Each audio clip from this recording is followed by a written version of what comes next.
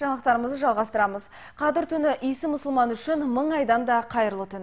Осыны зейінге тоқыған жамағат облыстық орталық мешітте Аллаға құлшылық етті. Қасиетті Қадір түнін қала халқы таң атқанша кірпік қақпай қарсы алды.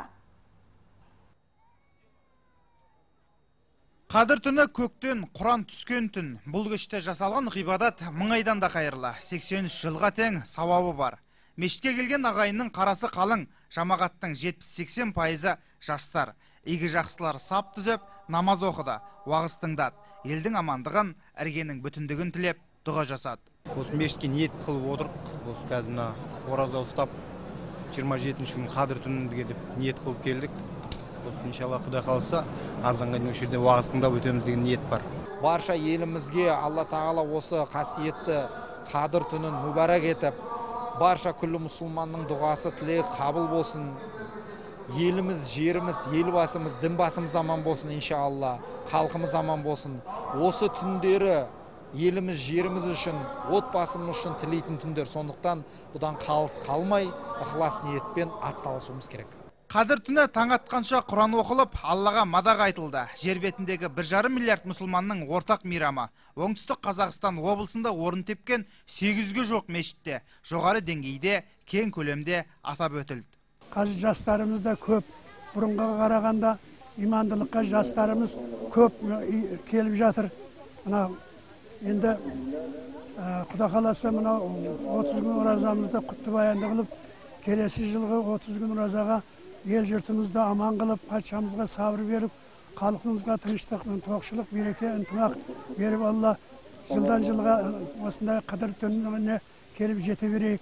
Алла Тағала осы бүгінгі Қадір түнін істеген ғибадаттарымызды Алла Тағала қабыл етіп, ниетімізді қабыл етсін. Халқымызға тыныштық берсін. Халықтарымызға аман сау келесі осы Қадір түніне Алла Тағала нәсіп етсін. Қасиетті түннің қадір аталуының да себебі бар десет мамандар. Қадір араб сөзі, қазақша баламасы мән маңыз, өлшем, құдірет деген мағына береді. Алла үйіне жиналған жастар уағыз тыңдады. Үлкендер өткенге салауат айтып, бүгінгі бейбіт өмірге шүкіршілік етті. Нұрлан Әлімбаев, Руслан Түлеберді, Нұржан Ақжолов, Оңтүстік ақпарат. Қадір түнінде тағдыр тақтасына құлшылықтағы пенделердің тілектері тоқылып, алдағы 1 жылға қатысты үкімдер бекітіледі. Осыны түндердің қайырлысын, яки ұлысын, рухани Астана жұртшылығы да қаладағы Алланың үйінде таң рауандағанға дейін ұлықтады. Айлардың сұлтаны болған Рамазан, күндердің сұлтаны болған Жұма, ал түндердің сұлтаны Қадір түні. Бұл күні жасаған құлшылық 82 жылдық құлшылықпен пара-пар болады. Сондықтан да осы түні жамағат Алланың ақ үйіне қарай ағылады. Еліміздің рухани астанасы Түркістан. Бұл шаһарда өзге аймақтарға қарағанда осынау түндердің қайырлысы айрықша аталып өтілуі тиіс. Солай болды да, жасы бар, жасамысы бар. Жаппай 5 парыздың бірін орындауға тырысты. Сауаптан құралақан қалмауға дәметті. Игі істердің, сауапты істердің жалпы салтанат құратын айы. Сондықтан жалпы айтып жатыр, мінекей ораза айында істеген сауапты істер еселеніп жазылады дейді. Сондықтан да жалпы бұлай өз қасиеттілігі сол. Жалпы барша жұртты бір достыққа шақыратын, ауызбіршілікке шақыратын бір қасиетті ай болып саналады. Әкім мырза орында айтады, бұл қасиетті Құран кітабымызда да тайға таңба басқандай көрсетілген. Сөзмен ісін келістірген шаһар басшысы жамағат ең көп шоғырланған 3 мешітке бас сұғып, елмен етене есендік сұрасып, түндердің қайырлысымен құттықтады. Рамазан айында Құран түскен, Рамазан айында аяттар келіп түскен. Қадір түнінде осы Рамазан айында келіп, Рамазанның 27-сінде Қадір түні келіп түсіп отыр. Аллаху акбар, Аллаху акбар. Ашхаду ан ла илаха иллаллах. Ислам ғұламалары қасиетті Қадір түнінде Алланың разылығы үшін ғибадат жасап, намаз оқып, құлдық сезімдерімізді арттыруға үндеген. Екіншіден, Құран кәрім оқылып, тыңдалып, түсінуге ынта қойылғаны жөн. Бұл ең ізгі амалдар. Сонымен қатар қасиетті түні ораза ұстаған барша мұсылманға ауызашар жасауда сауапты істердің санатынан. Қаладағы мешіттердің бір талайында жомарт жандар қайырлы істерді еселеді. Жамағаттың алғысына бөленді. Түркістан қаласынан Нұргүл Тапаева, Бауыржан Рысбеков, Олжас Тілесұлы, оңтүстік ақпарат.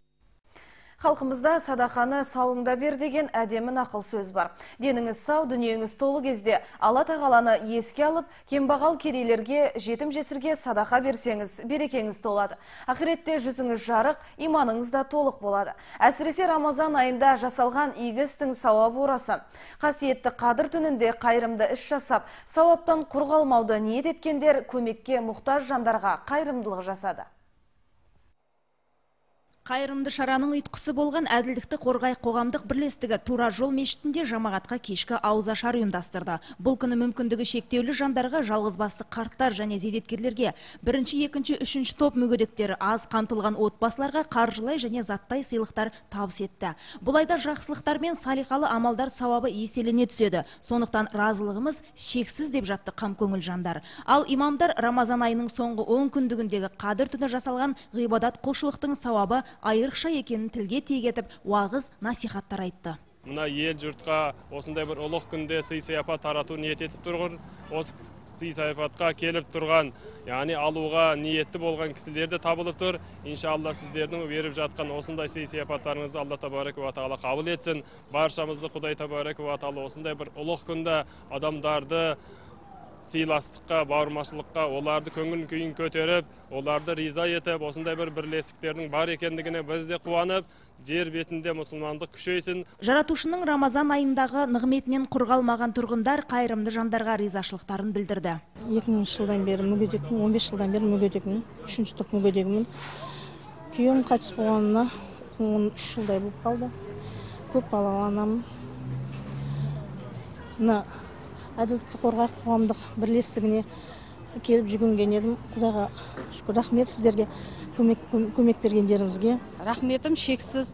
Біз сияқты қамқорлыққа зару аналарға қарасып, бүгін киелі Рамазан айында осындай қадір түні біз сияқты тамаша игі істері көп болсын, осы бастаған кісілер. Рахмет. Қадір қасиеті мол, бір түннің сауабы 1000 айдан қайырлы болған қадір түніндегі құлшылық таң атқанша ұласып, жиналған жамағат жайылған дастарханнан таңғы сәресін ішіп, соңынан таң кіруі мен таң намазын оқыды. Жүздеріне иманның нұры жарқырап, үйлеріне тарқасты. Назгүл Сұлтанова, Абай Құралбаев, Нышанбай Құлсейітов, оңтүстік